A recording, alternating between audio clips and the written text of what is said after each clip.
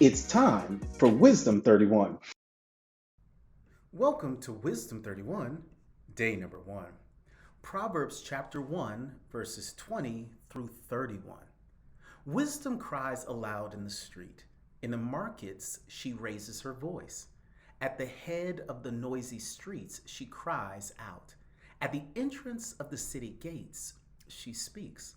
How long, O simple ones, will you love being simple? How long will scoffers delight in their scoffing and fools hate knowledge? If you turn at my reproof, behold, I will pour out my spirit to you. I will make my words known to you. Because I have called and you refuse to listen, I have stretched out my hand and no one has heeded, because you have ignored all my counsel and would have none of my reproof. I also will laugh at your calamity. I will mock when terror strikes you. When terror strikes you like a storm and your calamity comes like a whirlwind, when disaster and anguish come upon you, then they will call upon me, but I will not answer. They will seek me diligently, but will not find me, because they hated knowledge and did not choose the fear of the Lord. Would have none of my counsel and despise all of my reproof. Therefore, they shall eat the fruit of their ways and have their fill of their own devices.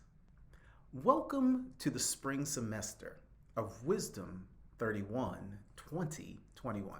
Today, we begin slightly different than in past semesters in that I draw your attention to a larger block of scripture than normal. I do so as an acknowledgement that we are not living in normal times.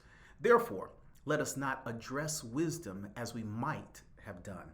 As we embark on this new journey of wisdom, might I suggest that we acknowledge that when the door of opportunity closes, it's shut. I want to ask you a question that I pray becomes front of mind over the next 31 days. What have you learned over the past year?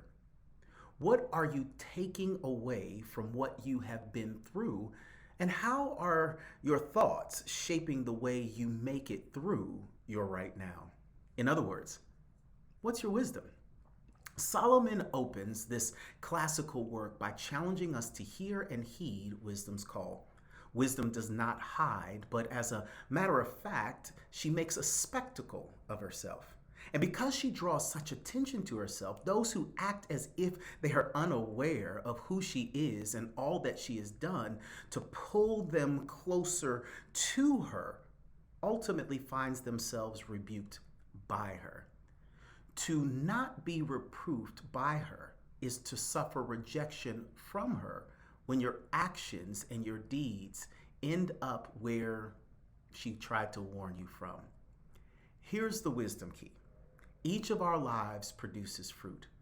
The only question is, are we subject to offer it to our Creator who requested it, or eat it because he has rejected it?